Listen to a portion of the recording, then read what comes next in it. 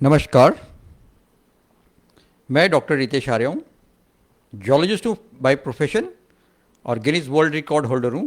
पिछले 20 सालों से मैं आर्मी के लिए लद्दाख में पानी देने का कार्य कर रहा था, बॉर्डर्स में चाइना के और पाकिस्तान के साथ।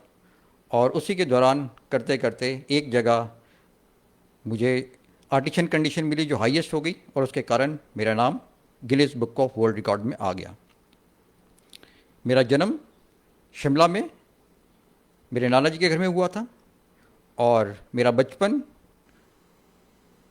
लोअर बाज़ार की गलियों में, माल रोड की सड़कों पे और मरीना की उतराई और चढ़ाई के बीच में बीता, क्योंकि मेरी प्राइमरी एजुकेशन एडवर्ड्स में हुई थी। स्कूल से ज़्यादा आर्य समाज का मेरे जीवन में और उसकी विचारधारा का मेरे जीवन में बहुत प्रभाव रहा बचपन से ही, क्योंकि मेरे नाना जी मानते थे कि आर्य शब्द का मतलब है श्रेष्ठ, नोबल, और यही एक सूत्र है जो हमारे पूरे भारतवर्ष को जात पात से हटा के एक अग्रिम राष्ट्र बना सकता है। वैदिक विचारधारा, विज्ञान से प्रेरित विचारधारा ही हमें स्वर्णिम युग को जल्द से जल्द अग्रसर करा सकती है। मेरी हाई एजुकेशन 10वीं तक मेरे को कसौली आना पड़ा, क्योंकि मेरे माताजी पिताजी वहीं पे कार्यरत थे, और मेरा सौभाग्य था कि मेरे को अच्छे अच्छे टीचर्स वहाँ पे मिले सेंट मेरीज़ में।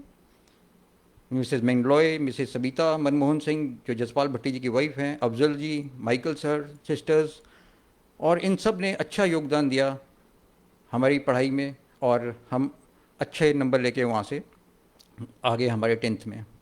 अब जैसे आज 10th का बोर्ड आया तो मेरे को अपना दिन याद आ रहा था। बड़ी कश्मकश थी कि क्या बने क्या करें, और वही कश्मकश आज बच्चों में भी है। आज मेरी बेटी का भी रिज़ल्ट आया है 10वीं का, और वो कश्मकश जो मेरे में थी, पर नंबर अच्छे थे तो माता पिता ने सोचा कि अब साइंस ले दो, मेडिकल ले दें, और इनको डीएवी कॉलेज में हमारा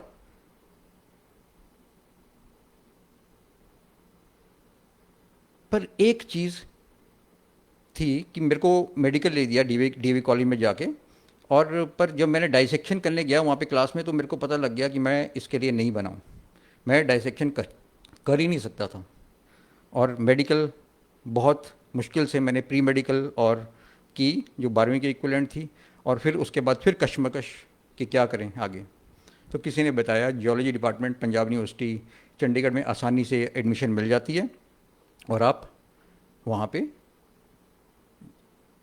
फॉर्म भर दीजिए और एडमिशन वहाँ पे, फिर उसके बाद सोचते रहिए क्या करना है। अब इत्तेफाक था कि मैं जैसे ही डिपार्टमेंट में गया अपने पंजाब यूनिवर्सिटी में, थोड़ा लेट हो गया था, तो क्लासेस चल रही थी, तो जो टीचर वहाँ पे पढ़ा रहे थे तो उन्होंने पहला चैप्टर मेरा ख्याल पढ़ा रहे थे, तो उसमें ये जब मैं एंटर किया वहाँ पे तो एक जैसे आकाशवाणी सी होती है, तो उन टीचर के द्वारा ये बोला गया कि एच.वी. मडलीकॉट 1864 में कसौली में आए थे, और उन्हें कुछ इल प्रिजर्व्ड फॉसिलाइज्ड लीव्स मिले जो इन सिटू नहीं थे। अब ये बड़ी इंपॉर्टेंट चीज़ थी। जब उन्होंने ओ फीस्ट मेंटल जो बॉटनिस्ट थे उनसे वो डिस्क्राइब की, तो वो पाम के फॉसिल्स मिले। ये ओरिजिनल नहीं है लेकिन ये मेरे को मिले हैं बाद में। तो कसौली फॉर्मेशन किताबों में अभी भी बच्चे यही पढ़ते हैं कि अनफॉसिलिफरस है, उसमें कोई फॉसिल्स नहीं मिलते। पर फॉसिल्स का मेरे को पता नहीं था, लेकिन उसके बाद क्या हुआ, एकदम जैसे मेरे को लगा कि मेरे को मेरी ज़िंदगी का मकसद मिल गया है, और मैं कसौली में फॉसिल्स ढूंढूंगा। अब जैसे धीरे धीरे ये चलता रहा, मैं छुट्टियों का इंतज़ार कर रहा था कि जैसी छुट्टी हो तो मैं वहाँ पे जाके फॉसिल्स ढूंढूं। मैंने देखा कि जब मैं दोबारा कसौली वहाँ पे गया हूँ तो सारी नज़रिया ही मेरा बदल गया था। अब ये कसौली की सड़कें नहीं थी, ये कसौली की सड़कें थी लेकिन ये सैंडस्टोन से बनी हुई थी, और ये सैंडस्टोन, ये चर्च की बिल्डिंग थी, ये भी सैंडस्टोन, कसौली सैंडस्टोन से बनी हुई थी। और ये कैसे आयरन पिलर्स के बगैर कैसे सैंडस्टोन का यूज़ करते हुए ये 20 मिलियन साल पुराना सैंडस्टोन था और कैसे इन्होंने अच्छी अच्छी बिल्डिंग्स बनाई थी। ये CR सेंट्रल रिसर्च इंस्टीट्यूट था, ये मेरे फादर यहाँ पे कार्य करते थे। और ये हनुमा मोंकी पॉइंट था, पर अब ये मोंकी पॉइंट नहीं था, ये सैंडस्टोन की हिल्स पे बना हुआ मोंकी पॉइंट था। तो ये सारा का सारा नज़रिया ही हर चीज़ को देखने का बदल गया। अब यहाँ पे ये कसौली के वाटर टैंक्स थे, हम इनको बचपन से देखा करते थे, लेकिन अब जब देखने लगे तो इसमें हाइड्रोलॉजी नज़र आने लगी कि सैंडस्टोन से कैसे पानी निकल के, कैसे ये अंग्रेज़ों ने प्लानिंग की थी नीचे से, और कैसे इंडस्ट्रियल रेवोल्यूशन के द्वारा उन्होंने पंपिंग शुरू कर दी। कैसे मोहन मेकिन ने यहाँ पे ब्रूरी जो बनी थी पहले, वो डायर ब्रूरी थी, डायर मेकिन ब्रूरी, और फिर उसका नाम बदल के बाद में मोहन मेकिन कर दिया, क्योंकि ये जो डायर थे, ये एडवर्ड डायर इनके साथ है, ये जलियांवाला बाग इनके बेटे के साथ जुड़ गया था नाम, तो इसका नाम इन्होंने बाद में बदल दिया। फिर सैनिटोरियम बने, तो सैंडस्टोन का यहाँ पे देख रहे हैं कि बहुत बेहतरीन इस्तेमाल हो रहा था। अब वो सैनिटोरियम नहीं था, पर सैनिटोरियम की लोकेशन वहाँ पे क्यों थी और सैंडस्टोन ही क्यों यूज़ किया गया, तो उसकी हीलिंग प्रॉपर्टीज सैंडस्टोन की आने लगी। फिर पुराने मैंने फोर्ट्स वहाँ पे विज़िट किए, जितने भी आसपास के थे, बनासर का किला है ये, और मलौन का किला है, और ये उस टाइम जब मैंने विज़िट किया था तो तोपें वहाँ पे थी, अब तो ये लेके वहाँ पे उन्होंने कर दिए। गोरखा रेजिमेंट में सबाटू में ले गए थे यहाँ पे, पर मैंने जब इसको डिस्क्राइब किया था तो वहीं पे थी। और फिर कैसे ये कैंटोनमेंट में पूरी की पूरी, कैसे ये सैंडस्टोन का पूरा पूरा आर्किटेक्ट इन्होंने यूज़ किया, कैसे विदाउट आयरन सैंडस्टोन का यूज़ करते करते इन्होंने रेलवे ब्रिजेस बनाए, टनलिंग। तो अब क्या था कि ये सारी की सारी बहुत ही हर चीज़ में मुझे जियोलॉजी नज़र आने लग पड़ी।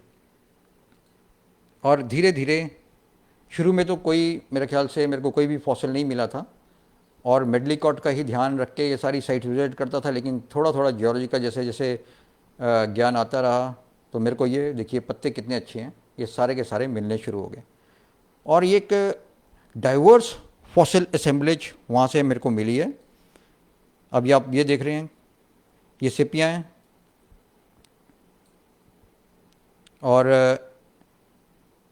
ये फिर इंसेक्ट विंग्स, डेलिकेट हैं बहुत ज़्यादा, लेकिन फिर भी ये प्रिजर्व हमारे को यहाँ पे मिले हैं। और जब ये मिल जाते थे तो इसको ऐसे गाड़ी में रख के ले जाना भी एक मुश्किल होती थी, इनको प्रिजर्व करना, मिलना। तो सबसे इंटरेस्टिंग जो चीज़ मेरे को मिली थी वो थे फॉसिलाइज्ड लीव्स। फॉसिल इतने डेलिकेट हैं और इनको पत्थरों के बीच में प्रिजर्व होना इनका अपने आप में अद्भुत नज़ारा था। लेकिन इनके मिलने से सीजनैलिटी की, जब फ्लावरिंग सीजन्स आ गए थे, एंजियोस्पर्म्स का एवोल्यूशन हो गया था, तो ये सब पहली बार यहाँ पे सब हिमालयस में मिल रहे थे हमारे को ये फॉसिल्स। तो ये अद्भुत चीज़ थी। अब ये पहाड़ियों में देखो ऐसे, अब ये पूरी की पूरी पहाड़ियों की, तो ये यहाँ जैसे मेरे को ये लोकेशन है इसके जहाँ पे ये स्टोमेटोलाइट्स मिले हमारे को, ये ट्रैक्स और ट्रेल्स, जब जीव जंतु चले जाते थे, जैसे स्नेल चला गया कोई, तो उसके ट्रैक्स और ट्रेल्स मिल रहे हैं यहाँ पे हमारे को। तो बहुत डाइवर्स फॉसिल, मतलब 3 सालों के, मैं जब तक मैंने ग्रेजुएशन की तब तक मेरे ये पेड़ का फॉसिल है, देखिए कैसे कितना बेहतरीन है। पर ये अब नहीं है मेरा ख्याल, क्योंकि हाईवे की 4 लेनिंग के कारण ये टूट गया था। सबसे पहला मेरे को मैमल वहाँ पे मिला है, राइनोसेरस के दांत मिले हैं। और ये दांत मिलने से अगर आप समझ सकते हैं कि कसौली में अगर राइनोसेरस मिल रहा है तो उस तरफ इसका क्या मतलब है। मतलब ये अद्भुत चीज़ है कि आप कसौली में कभी भी राइनोसेरस को नहीं देख सकते आज के ज़माने में। तो ये आज 2000 मीटर है, लेकिन उस समय जब भी इस कसौली के पहाड़ बन रहे थे तो यहाँ पे राइनोसेरस के भी अवशेष हमारे को मिले हैं। और ये सारे के सारे जीवाश्म, अप्रॉक्सीमेटली 20 मिलियन साल हमने इसको डेट किया है, ये भी एक प्रक्रिया थी। और फिर सिपियाँ मिली हैं। सिपियाँ का मतलब भी नहीं है यहाँ पे मिलने का, यूनियो, गैस्ट्रोपॉड्स, और ये सारे के सारे। फिर हमारे को बड़े बड़े पेड़ मिले हैं, ये कम से कम जगजीत नगर में है, 13 फुट लंबा पेड़ है, ये मेरा PhD का भी पार्ट था। और फिर इसको प्राइवेट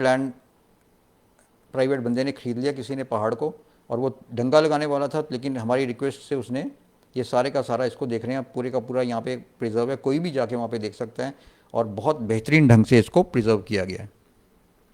तो कसौली फॉर्मेशन किताबों में तो मैं पढ़ रहा था कि अनफॉसिलिफरस है, पूरी की पूरी जो आंसर शीट्स हम देते थे यूनिवर्सिटी में एग्ज़ाम्स के, वो यही बोलते थे कसौली इज़ अनफॉसिलिफरस। पर मैं जानता था कि कसौली में इतनी ज़्यादा भरमार है कि एवोल्यूशन ऑफ एंजियोस्पर्म्स पूरे का पूरा बदलने वाला है अगर हम इसकी डिटेल स्टडी करें। तो आज तक जितने भी हमारे को पेड़ मिले थे, जो पुराने जियोलॉजिकल सर्वे ऑफ इंडिया या जीएसआई को या और इंस्टीट्यूट्स को मिले हैं, वो सारे के सारे सिलिसिफाइड थे, इसलिए उनकी आइडेंटिफिकेशन नहीं होगी। लेकिन इस बार हमारे को ये पूरे का पूरा कार्बोनाइज्ड देख रहे हैं, 2 पेड़ मिले हैं एक ही साथ। और अब इतनी हमारे को पूरे के पूरी सोलन, बड़ोग, कुम्हारटी और ये कसौली के आसपास के जितने भी पहाड़ियाँ हैं, इनमें हमने कम से कम 27 फॉसिलाइज्ड वुड देख लिए हैं, जो 14 फुट से लेकर 75 फुट लंबे पेड़ हैं। तो अगर फोर लेनिंग का काम ना होता तो कम से कम मेरे को लगता है कि फोर लेनिंग में ही कम से कम हज़ारों पेड़ फॉसिलाइज्ड बर्बाद हो चुके हैं वाइडनिंग के कारण। उससे पहले माइनिंग के कारण, सैंडस्टोन की माइनिंग के कारण काफ़ी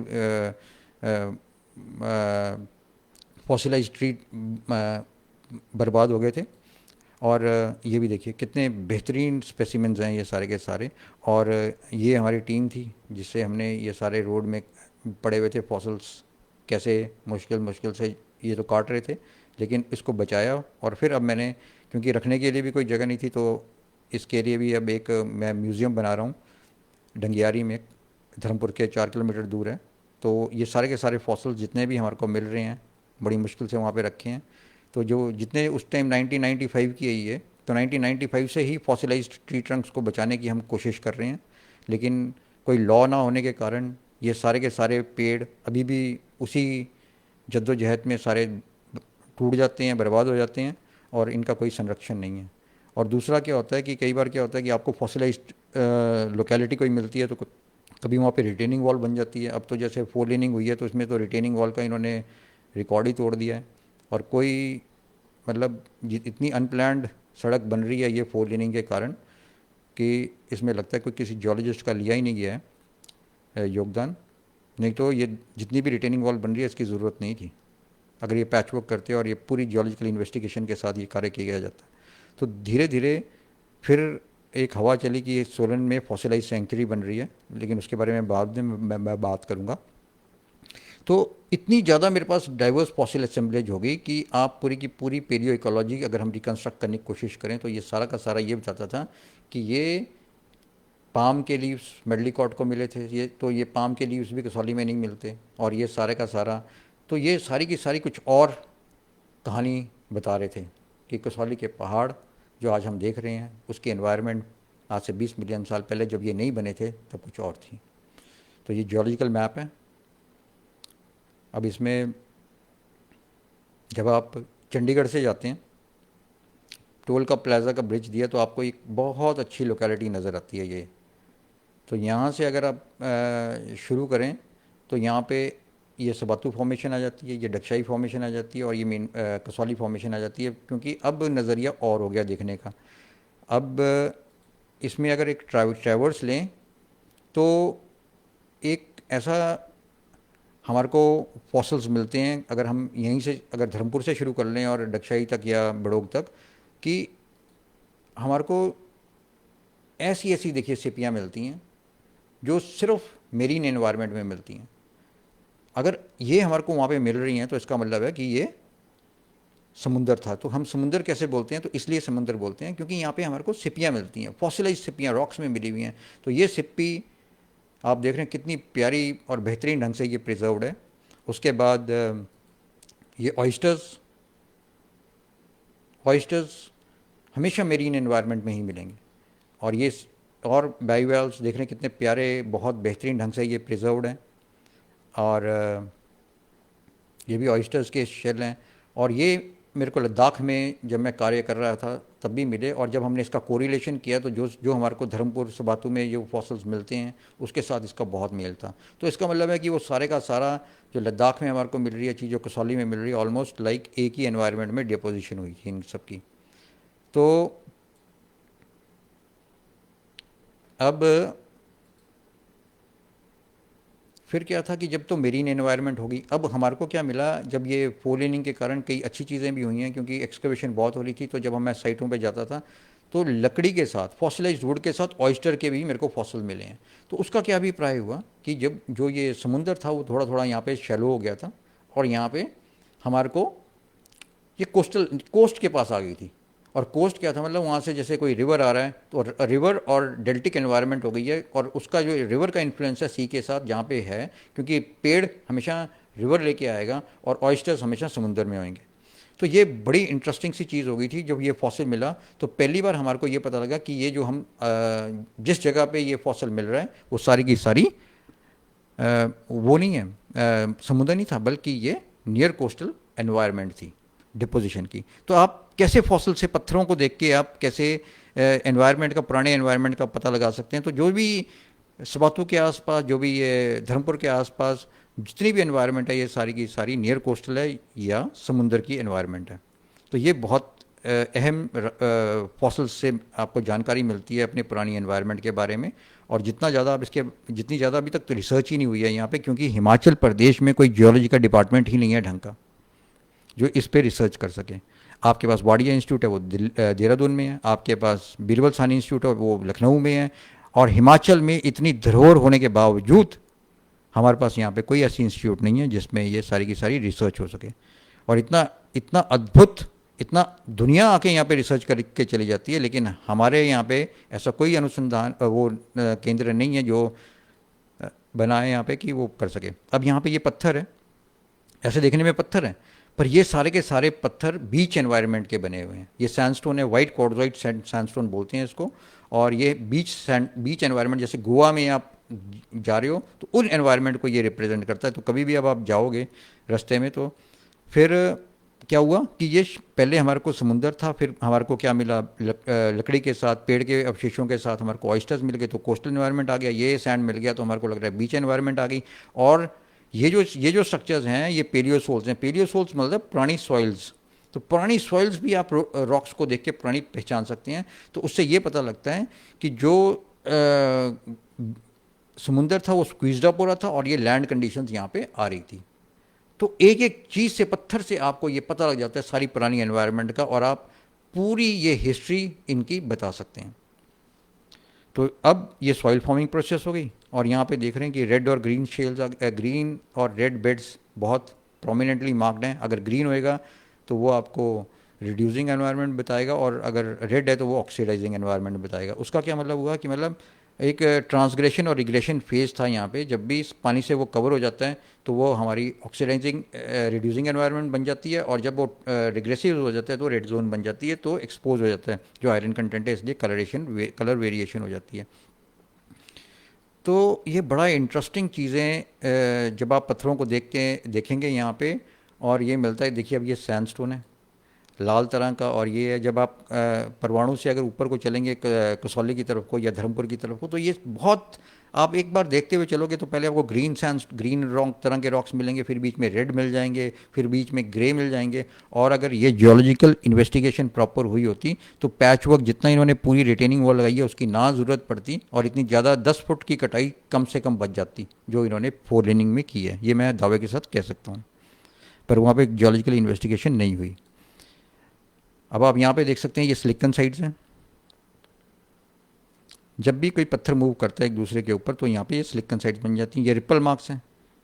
ये रिपल मार्क्स जैसे रिवर में भी बन जाते हैं, और क्या बोलते हैं नियर कोस्टल एनवायरनमेंट में भी बन जाते हैं। तो रिपल मार्क्स वेव्स के कारण बनते हैं। तो ये बड़ी इंटरेस्टिंग सी चीज़ यहाँ पे भी मिल जाती है। अब आप यहाँ पे देख रहे हैं पूरे का पूरा ये वर्टिकल, ये मेरा ख्याल कुम्हारटी का सेक्शन है, और यहाँ पे पूरे का पूरा ये ऐसे वर्टिकल बेड्स हैं। तो वर्टिकल जब भी बेड्स आते हैं तो वहाँ पे सबसे ज़्यादा टेक्टोनिक एक्टिविटी हम बोलते हैं, सबसे ज़्यादा अर्थक्वेक यहाँ पे आए होंगे, और सबसे ज़्यादा मूवमेंट यहाँ पे हुई होगी इस टाइम, तभी ये वर्टिकलिटी होती है, नहीं तो ये सारे बेड्स हॉरिजॉन्टल होने चाहिए थे। तो यहाँ पे हमारे को एक वॉल्केनिक ऐश का बैंड मिला है जहाँ पे इनका दोनों का कॉन्टैक्ट है, डक्शाई फॉर्मेशन और कसौली फॉर्मेशन का। तो बेसिकली जो कसौली फॉर्मेशन है ये हम 18 मिलियन 16 मिलियन साल से लेके 22 या 23 मिलियन साल तक कहते हैं, और उसके बियॉन्ड ये सारा डक्शाई फॉर्मेशन आ जाता है। अभी फिर क्या हुआ, हमने कोलैबोरेशन शुरू कर दिया। जब मैं रिसर्च कर ही रहा था, तो कोलैबोरेशन हमने किया बीरबल सानी इंस्टीट्यूट ऑफ पेलियोबॉटनी से, क्योंकि यहाँ पे काफ़ी फॉसिल्स मिल रहे थे। अब मैं कोई एक्सपर्ट था नहीं फॉसिल्स का, मैं तो सिर्फ फॉसिल्स ढूंढता था। लेकिन मेरे टीचर बोलते थे कि तेरे पास इतना मटेरियल है कि तू आराम से, जब तक तेरी ग्रेजुएशन खत्म हुई थी मेरी, तब तक तुम इसमें पीएचडी कर सकते हो। अब जो फॉसिल्स मेरे को मिल गए, अब वो लेके मैं लखनऊ पहुंचा। तो ये सारे के सारे जब हमने वहाँ से हम फिर देहरादून गए फॉरेस्ट रिसर्च इंस्टीट्यूट में, और वहाँ के म्यूज़ियम में हमने इनके इनके साथ कंपैरिजन की, तो हमारे को ये 5-6 बहुत इंटरेस्टिंग ये स्पीशीज़ मिली हैं। गार्सिनिया ग्लूटा, कॉम्ब्रेटम, बोहिनिया, ये कलाइनोजीन। और इसमें सारी स्पीशीज़ में इतनी इंटरेस्टिंग रिसर्च सामने आई है कि जो कसौली में हमारे को फॉसिल्स मिल रहे हैं, उनका कोई भी आज की डेट में अगर हम देखें तो कोई भी ये वनस्पति हिमालयस में मिलती नहीं है। तो अगर हम इनका कंपैरिजन देखें तो ये कहाँ पे मिलती है, या तो ये अंडमान निकोबार आइलैंड में मिलेगी, या ये मिलेगी इंडोनेशिया में, या मलेशिया में। तो इंडो मलायन रीजन जितना भी था ये नीचे का, उधर मिलती है। तो उससे क्या अभिप्राय होता है, उससे क्या अभिप्राय होता है कि ये जो हमारे को कसौली फॉर्मेशन, कसौली है आज की डेट में, आज हमारे को यहाँ पे दिख रही है, 20 मिलियन साल पहले इसकी जो डिपोजिशन हुई थी वो इक्वेटर के पास हुई थी। 4 डिग्री से लेकर 11 डिग्री के इक्वेटर नॉर्थ में इसकी डिपोजिशन हुई है, ये रिसर्च मेरी भी बताती है। तो ये बहुत इंटरेस्टिंग चीज़ें सामने आती है जब आप, और ये इतनी अच्छी धरोहर है। अब मेरे को दुख होता है जब भी मैं फोलिनी का कार्य देखता हूँ, जब भी मैं माइनिंग का कार्य देखता हूँ, अगर कोई लॉ ऐसा बन जाए, हाँ आप माइनिंग करो, फोलिनिंग करो, अगर कुछ उसमें से अच्छी चीज़ें मिल रही हैं तो वो बाय लॉ प्रोटेक्ट होकर किसी म्यूज़ियम में पहुँचनी चाहिए, पर म्यूज़ियम ही नहीं होने के कारण वो सारी की सारी वेस्ट हो रही हैं। अब आप वेस्ट होने के कारण सारा का सारा हमारा इतना इम्पॉर्टेंट धरोहर we are just losing because of negligence, because of indifferent attitude of the administrators और रिसर्चर्स का भी। मैं अपने आप को भी कई बार कसूर मारता हूँ, पर मैं कुछ कर नहीं सकता हूँ, क्योंकि करने की कोशिश करते हैं लेकिन फिर वही किसके साथ बोलें, उनकी प्रायोरिटीज़ कुछ कुछ और होती हैं। अब एक वो मैं बाद में आऊँगा कि अगर क्या क्या करके हम इसको बचा सकते हैं। तो ये जो फॉसल्स थे, तो ये पेलियो लैटिट्यूडनल पोजीशंस अगर हम देखें तो ये सारी की सारी मैंने उधर एक लखनऊ में जीएसआई का एक कॉन्फ्रेंस हुई थी, और तो हमने वहाँ पे ये प्रस्तुत की थी ये सारी की सारी चीज़। तो मेरी जो सबसे पहली कॉन्फ्रेंस जब मैंने फॉसल्स के बारे में अटेंड की थी वो थी 1993 में, जब वाडिया इंस्टीट्यूट की सिल्वर जुबली सेलिब्रेशन हुई थी। और उसके बाद जब ये बेसिकली इम्पॉर्टेंट ये था कि मैं ये बता रहा था कि अरेबियन सी और बे ऑफ बंगाल व connected till 20 million years, because ये सारे के सारे फॉसिल्स हमारे को ये based on fossil investigation which we did. तो it was a remarkable discovery कि हमारी जो ये पैसेज था ये इंपॉर्टेंट चीज़ है, क्योंकि हिमालयस तब नहीं बने थे। इसका सिर्फ सिंपल सा अभिप्राय ये था कि हिमालयस 20 मिलियन साल तक नहीं बने हैं। और आज हम इसके बारे में कितनी थ्योरीज, कितनी अगर आप बुक्स उठाने लगोगे तो इतनी ज़्यादा ज़्यादा कॉम्प्लिकेशंस हैं। सिंपल सी थ्योरी है बस कि ये एविडेंसेस हैं हमारे पास, और ये तो अभी इसमें काफ़ी हम काम अभी भी कर रहे हैं। और तो ये काफ़ी सारी कॉन्फ्रेंसेस में भी मैंने इसको प्रस्तुत किया। और ये जो फॉसिल्स हमारे को मिले हैं इसकी बहुत इम्पोर्टेंट अब सिग्निफिकेंस आने वाली है आने वाले समय में, क्योंकि जैसे जैसे हिमालयाज़ के बारे में अब लोगों का प्यार तो हमेशा से ही रहा है। वो दूसरी चीज़ है कि ये स्नो बाउंड एरियाज़ थे, या हमारे को ये दार्शनिक रूप से, फिलोसफिकल रूप से बहुत इंपॉर्टेंट है, लेकिन इनकी उत्पत्ति, इनका एवोल्यूशन, और इनके एवोल्यूशन के कारण ये सीजनैलिटी चेंजेस, और आप देखिए कि इनके कारण ही इंडिया इंडिया है, चाइना चाइना है। इतनी ज़्यादा पॉपुलेशन कॉरेस जो हमारे यहाँ पे कॉन्सेंट्रेटेड हो रही है वो हिमालय के कारण ही है, क्योंकि इन्होंने पूरा क्लाइमेट ऐसा बना दिया है कि आपके पास यहाँ पे ग्रोथ का एनवायरनमेंट बन जाती है। अब जियो हेरिटेज की बात हम करते हैं तो पूरे का पूरा इंडिया ही मेरे को तो एक जियो हेरिटेज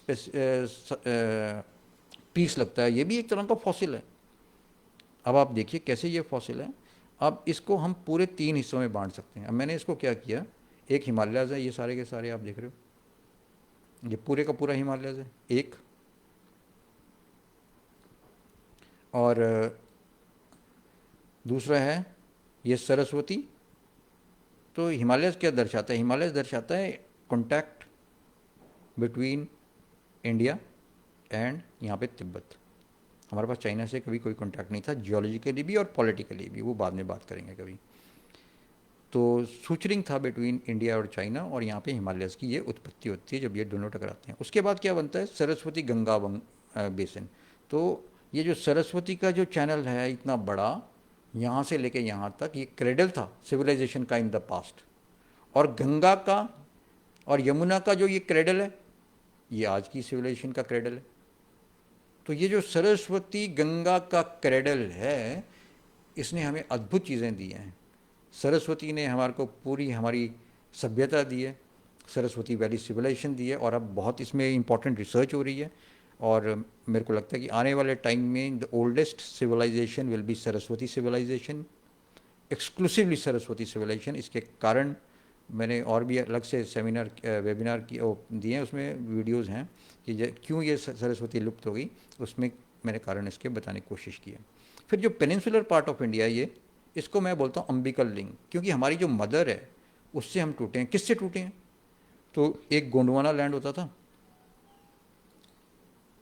अगर इसको गोंडवाना लैंड को ये हम इसको ये गोंडवाना लैंड बोलते हैं, south America, Africa, Arabia, India, Antarctica, Australia.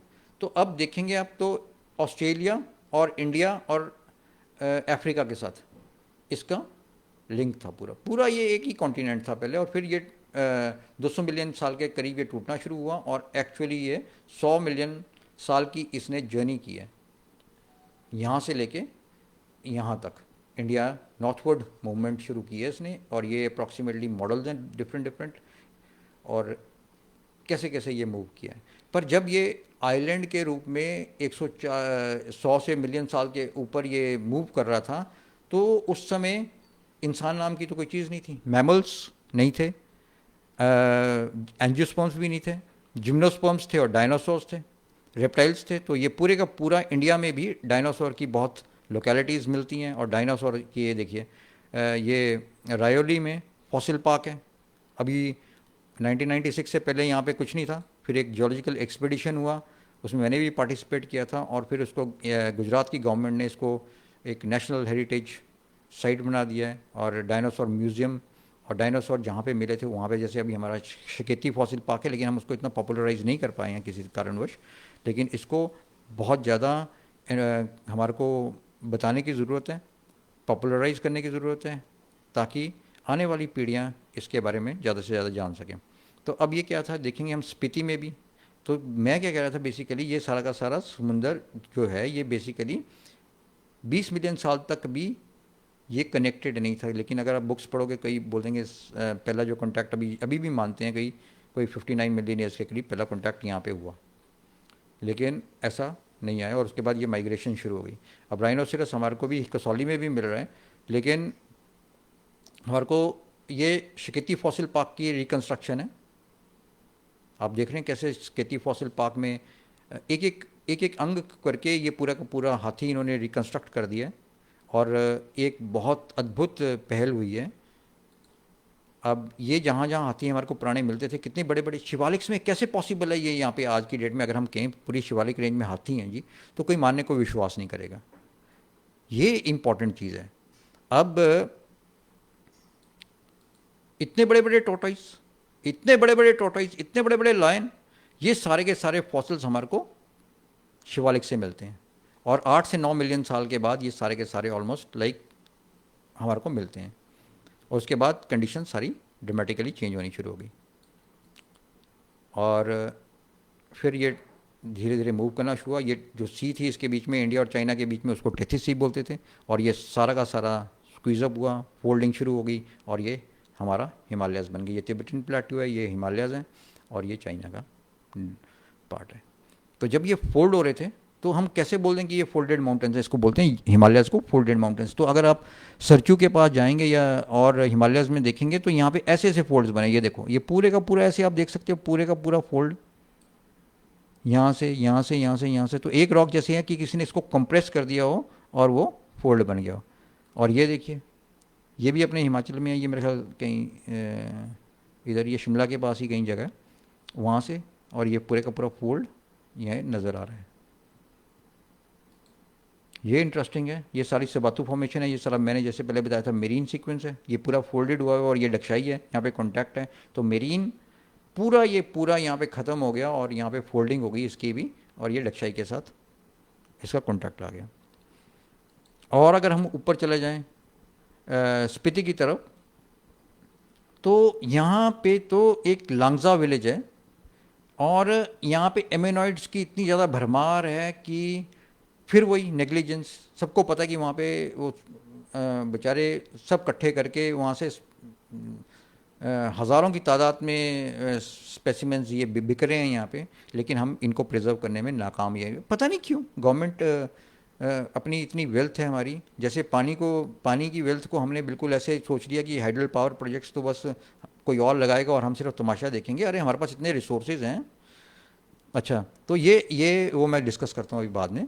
पर ये जो चीज़ थी कि हमारे पास अगर हम इनको प्रिजर्व करें, ये अगर हम इम्पोर्टेंट क्यों हैं, क्योंकि अगर डायनासोर्स लैंड में जी रहे थे तो ये समुद्र में जी रहे थे, और समुंदर अगर ये समुद्री जीव हैं सारे और हमारे को ये स्पीति में मिलते हैं, तो इसका मतलब है कि 200 मिलियन साल और इसके जो अवशेष हैं, तो इस सारे के सारे ये समुंदर था उस टाइम। तो ये 200 मिलियन साल है, तो इसका मतलब है ये अप्रॉक्सीमेटली ये जब ये टूटा भी नहीं था उसके साथ अफ्रीका के साथ, ये उसके साथ में जुड़ा हुआ था, तो वहीं से ये आए हैं बाद में। तो ये इम्पॉर्टेंट है कि या वहाँ से आए होंगे या हो सकता है कि बीच में से कहीं से टेथिस सी जो थी उसमें से कहीं उठ के आ गए हों। तो ये अनुसंधान के विषय हैं, काफ़ी इसमें रिसर्च करने की अभी आवश्यकता है। लेकिन मेरा जो मकसद था कि इतनी इम्पॉर्टेंट हमारे पास जियो हेरिटेज साइट्स हैं, पूरे हिमालयस की उत्पत्ति हम इन पत्थरों से बता सकते हैं, अपना शिवालिक से लेके कसौली की पहाड़ियों से लेके शिमला से और रामपुर से और तत्तापानी से और ये सब से, तो फिर भी हम नाकाम हो रहे हैं। अब जब ये जुड़ गए पत्थर हिमालयस हमारे बन गए, तो 4 इसमें लाइंस आती हैं जिसमें मेजर अर्थक्वेक्स आते हैं। तो अर्थक्वेक्स भी जैसे जो geology, mathematics of God is geology, तो इसमें अगर आपने देखना है तो इसमें बहुत तगड़ी मैथमेटिक्स होती है, कहीं पे भी अर्थक्वेक नहीं आ जाएगा आपका। पर्टिकुलर ये 4 लाइंस हैं सिर्फ, इतनी ये टू द स्केल नहीं है, लेकिन इसमें क्या है कि ये हमारी फ्रंटल फॉल्ट है, ये मेन बाउंड्री थ्रस्ट है जो कसौली के और परमाणु के जो परमाणु चार के सेक्टर में पास करती है यहाँ पे अगर हम हिमाचल में बोलें, और ये जो है मेन सेंट्रल थ्रस्ट है, और ये जो है ये इंडस सूचर जोन है जहाँ पे इंडस रिवर बहती है आज की डेट में। तो ये इंपॉर्टेंट है, ये ब्रह्मपुत्र यहाँ पे बहती है, इंडस यहाँ पे बहती है, इसको इंडस सैंको सूचर जोन बोलते हैं। तो बेसिकली जो हमारी साइड है ये इंडस सूचर जोन है। तो इंडस सूचर जोन बेसिकली वो जगह है जहाँ पे हम इसके साथ कोलाइड किए थे, और ये समझने की बात है सारी। तो जब हम ये सारी चीज़ें समझ जाएंगे तो हमारे को ये पता लग जाएगा कि मैक्सिमम जो अर्थक्वेक्स आते हैं वो इन फॉल्ट लाइन के लॉन्ग ही आएंगे और कहीं नहीं आएंगे। तो ये जो 1905 का अर्थक्वेक है ये भी हम इसी लाइन के अलॉन्ग ट्रेस आउट कर सकते हैं जो कांगड़ा में आया था, जिसमें इतनी तराई मचाई। और अगर जितने भी अभी भी हम शॉक्स देख रहे हैं जो चंबा में आ रहे हैं वो मेन सेंट्रल थ्रस्ट के अलॉन्ग आ रहे हैं, जो इधर को आ रहे हैं वो main boundary fault main frontal उसके आ रहे हैं। तो जितने भी ये ट्रेस आउट करके हम ये सारे के सारे हिमालयस में भी अभी मॉनिटरिंग स्टेशन ही नहीं है कोई ढंग के जिस तरह के होने चाहिए, एक एक चीज़ की प्रिडिक्शन की जा सकती है। हाँ जी, की जा सकती है अगर अगर अगर हम ये सारे के सारे वो करें, इसकी मॉनिटरिंग प्रॉपर करें। हमारे पास इंस्टीट्यूट नहीं है यहाँ पे, लेकिन अगर इंस्टीट्यूट बन जाए यहाँ पे तो हम ये सब कर सकते हैं। फिर क्या होता है कि जब आपकी कोलिजन होगी कई स्पॉट्स ऐसे रह जाते हैं फिर भी जो लिंक उनका मैग्मा के साथ होता है, और वो हम कैसे बता सकते हैं, क्योंकि हमारे को यहाँ पे बहुत इंटरेस्टिंग साइट्स मिली हैं। ये तत्तापानी की साइट है, तत्तापानी की साइट तो अब सबमर्ज हो गई, और ये मणिकरण की साइट है, ये वशिष्ठ की साइट है, और भी यहाँ पे बहुत सारे हमारे को हॉट स्प्रिंग्स मिलते हैं, पर ये मेन मैंने लिए हैं इस प्रेजेंटेशन के लिए। तो पहले क्या था, यहाँ पे सिर्फ इसको रिलीजियस के तौर पे छोड़ दिया जाता था। जब मैं पहले गया था तो ये तत्तापानी की साइट है, जब ये समर्ज नहीं, कोल डैम नहीं बना था, पर तब भी इसका इंफ्रास्ट्रक्चर कुछ नहीं था। जब ये बस टेंट लगाते थे यहाँ पे, और ये यहाँ इस साइड एक दीवार सी थी, यहाँ पे लड़कियाँ नहा लेती थी और यहाँ पे लड़के नहा लेते थे, और यहाँ पे सतलुज बह रही थी। तो हमारी गवर्नमेंट ने, सक्सेसिव गवर्नमेंट्स ने कभी भी इन जियो हेरिटेज जियोथर्मल साइट्स का कभी भी ऐसा नहीं सोचा कि इनको यूज़ करके हम जियो टूरिज़्म को प्रमोट कर सकते हैं। और बहुत पैसा जो है आइसलैंड की इकोनॉमी में काफ़ी पैसा योगदान है ब्लू ब्लू लगून्स का। तो जियो थर्मल क्या कर सकता है अगर उसकी ढंग से डेवलपमेंट हो जाए तो वो हम देख सकते हैं। अब ये कोल डैम है यहाँ पे, अब यहाँ पे कोल डैम बन गया, लेकिन आप देख रहे हैं कितना ये पीछे जाके यहाँ पे तत्ता पानी के रिजर्व इसके बस इसका टेल एंड ही है यहाँ पे जहाँ तक ये गया था। और ये सारे के सारे हॉट स्प्रिंग्स समर्ज हो गए हैं। अब इन्होंने द्वारा एक्टिविटी भी किया, लेकिन वो हाफ हार्टेड एक्टिविटी थी इसको डेवलप करने के लिए। 90 डिग्री टेम्परेचर की जगह आज आप इनको सिर्फ 30-40 डिग्री टेम्परेचर दे रहे हो। और एक वो बहुत ही हाफ हार्टेड अप्रोच थी जिसने भी किया इन्वेस्टिगेशन के बगैर। और बस अगर टेम्परेचर्स आपने 90 डिग्री लिए हैं हाइडल पावर प्रोजेक्ट्स ने, तो उसको 90 डिग्री वापस भी करने हैं। एक रिसोर्स को आप डेवलप कर रहे हो, दूसरी रिसोर्स को ख़त्म नहीं कर सकते। तो तत्ता पानी को ये हमारी फिर मणिकरण आ जाते हैं। तो मणिकरण आप देखेंगे मणिकरण का नाम ही शिव से जुड़ा हुआ है, मणि शिव से जुड़ा हुआ है। लेकिन आज की डेट में वही हमारा कहीं कहीं ना कहीं हम शिव को भूल जाते हैं, या मतलब उसको किसी और ढंग से यूज़ करते हैं।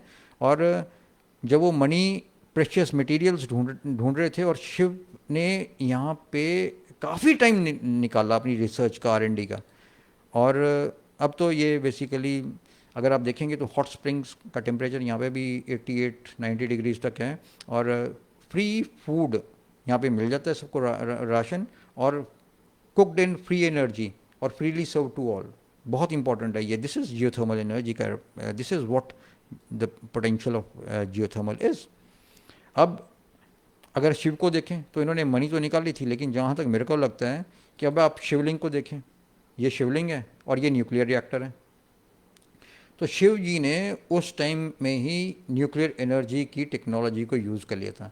अब वो फिशन टेक्नोलॉजी यूज़ की थी इन्होंने या फ्यूजन टेक्नोलॉजी यूज़ की थी, वो मैं थोड़ा सा डाउट करता हूँ। लेकिन मुझे लगता है कि अगर आप अर्थ के कोर में जाएं तो वो हमारी वहाँ पे फ्यूजन टेक्नोलॉजी चल रही है, लेकिन मेरे को लगता है कि ये फ्यूजन टेक्नोलॉजी भी इनके पास थी जो बड़ी हैंडी थी। और मेरे को लगता है फ्यूचर में अगर हमारे को किसी भी एनर्जी पे रिलाई करना है, क्यों हमारे को हर जगह शिवलिंग मिल जाते हैं, क्यों हमारे को हर जगह शिवलिंग मिल जाते हैं, क्यों हर कोई शिवलिंग के पीछे भागा हुआ था पुराने समय में। चाहे वो रावण था वो भी शिवलिंग के पीछे, चाहे वो कोई भी था, वो Shivling Shivling Shivling was source of energy, instant energy like nuclear reactors, but they were so handy, you know. तो that technology we have to again rediscover, reinvent. तो वो कब होगी, जब आप जियोलॉजिकल रिसोर्सेज इनको सबको मानेंगे और आप इनको रिसर्च इंस्टीट्यूट्स यहाँ पे बनाएंगे जियोलॉजी के, और इस पे अनुसंधान करेंगे। फिर भगवान गुरु वशिष्ठ जो राम जी के गुरु थे, वशिष्ठ के स्प्रिंग्स हैं। तो मतलब अगर आप देखेंगे कि कौन बंदा था जिसने यूटिलाइजेशन पहली बार की जियोथर्मल स्प्रिंग्स की, तो ये वशिष्ठ जी थे।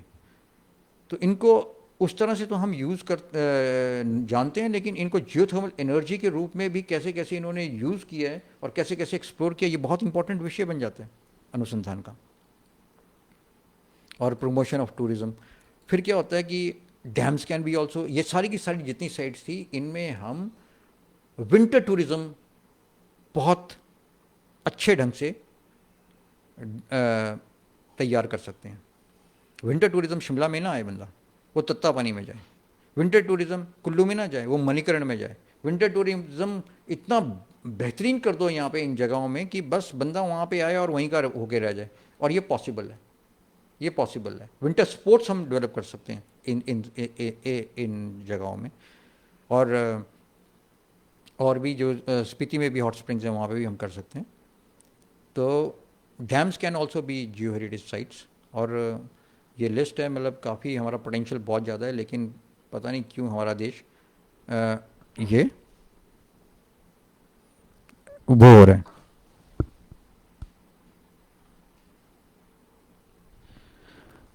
तो बेटो, तो ये डैम्स जो हैं, एक मिनट मेरा ना थोड़ा ये मेरा ख्याल कुछ प्रॉब्लम आ रही है इसमें नेट में।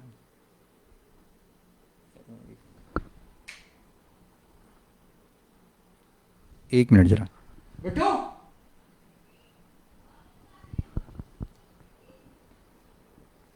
तो बेसिकली क्या है कि ये डैम्स भी हमारे जियो हेरिटेज साइट्स को, बेटा इसमें वो कनेक्शन नहीं आ रहा शायद पावर का, वहाँ से देख, वहाँ से देख करके। तो बेसिकली क्या है कि ये डैम्स भी हमारे,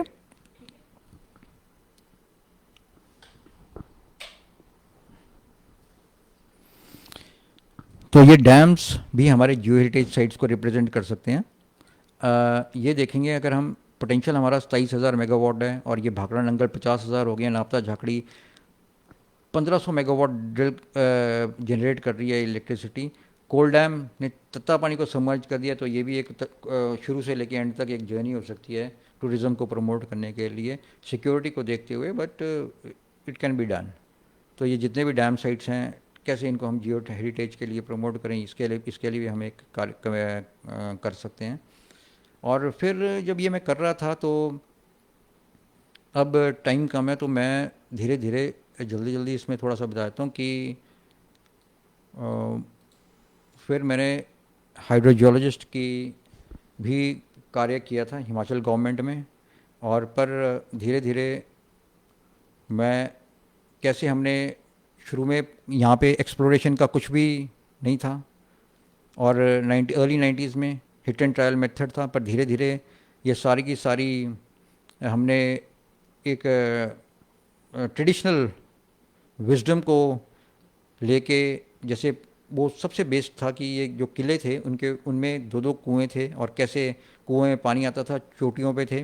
तो इन सब में हमने ये स्टडी किए कि क्यों यहाँ पे इन्होंने हमारी पुरानी किले यहाँ पे बनाए, और जितने भी किले मिले उनमें दो दो कुएँ थे, और क्या क्या उनके मेथड्स रहे एक्सप्लोरेशन के लिए। और ये सब जब हमारे को पता लग गए, तो हमने बेसिकली 100% एक्यूरेसी के साथ ये एक्सप्लोरेशन यहाँ पे शुरू कर दी। और पहले रिमोट सेंसिंग के द्वारा करते थे, मानते थे करते हैं, लेकिन उसमें कभी भी सक्सेस इतनी ज़्यादा नहीं आती थी। NGRI national geophysical research institute Hyderabad में भी मैं महीने की ट्रेनिंग के लिए करके आया था, लेकिन वहाँ पे भी 60 to 70% रिजल्ट्स आ जाएँ तो उसको 100% मान लेते हैं। लेकिन जो हमारी ट्रेडिशनल विजडम था, जो किलों की टेक्नोलॉजी थी, उसमें 100% हमारा रिजल्ट आए। और जब ये मेरे को पता लग गया, फिर मैंने किसी की नहीं सुनता था, जो मेरे को वो 3 फैक्टर्स जो मैंने किलो में ढूंढे थे, वो मेरे को सही लगते थे, उसी उसी जगह मेरे को साइट देता था, क्योंकि हाइड्रोजियोलॉजिस्ट पे पावर होती थी कि वहाँ पे ड्रिलिंग होती थी जहाँ पे हम रिकमेंड करते थे। तो आप देख रहे हैं कि मेरी 3 साल की नौकरी रही है हिमाचल गवर्नमेंट में। मैंने भोटा से शुरू किया था, हमीरपुर से, फिर ऊना में आया, फिर नालागढ़ में, सोलन में, नाहन में, ठियोग, शिमला ठियोग, रामपुर और रिकांगपियो। 3 सालों में तो मैंने इतने सारे में, और मेरा ख्याल से कोई हज़ारों के करीब मैंने यहाँ पे हैंडपम्प्स लगाए जहाँ पे भी नई जगह होती थी। तो हमारी काफ़ी और भी जियोलॉजिस्ट थे और सब ने ये कार्य किया। तो अब इसमें क्या था कि इतना सारा डाटा हमारे पास आना शुरू हो गया, और रात दिन हम ये कार्य करते थे। और तो मैंने एक मॉडल बनाया था अकरेंस एंड मूवमेंट ऑफ पूरा हिमालयस का। ये लद्दाख है, ये लेह है, और ये इंदर सूचा जोन आ गया, और इसमें यहाँ पे हमारी चारों जोन्स भी कवर हो जाती। 7 मैंने हाइड्रोस्टैटिग्राफिक जोन्स बना के इसका पूरे का पूरा वो किया था, मॉडल बनाया था occurrence and movement of ground water resources in entire Himalayas. और ये चाइना में मैंने पहली बार 1996 में प्रस्तुत किया। और कसौली में भी पानी निकाला था, तो ये ब्रिगेडियर कसौली उस टाइम मेनन थे, तो उन्होंने काफ़ी अप्रिशिएट किया काम।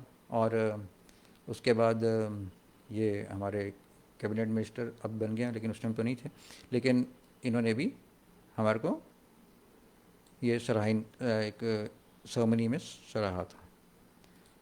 अब जब ये सब कुछ हो गया, तो मैंने फिर, क्योंकि मेरा दिमाग था कि मेरी 7वीं जोन भी है, 6 जोन हिमाचल में थी, 7वीं जोन मेरी जो हाइड्रोस्टैटिग्राफिक की थी वो उधर थी। तो मैंने जल्दी जल्दी ये मैं बताता हूँ आपको कि ये मेरे को सबसे पहला प्रोजेक्ट जब मैं वहाँ से आया तो मेरे को मिला तिब्बतियों का।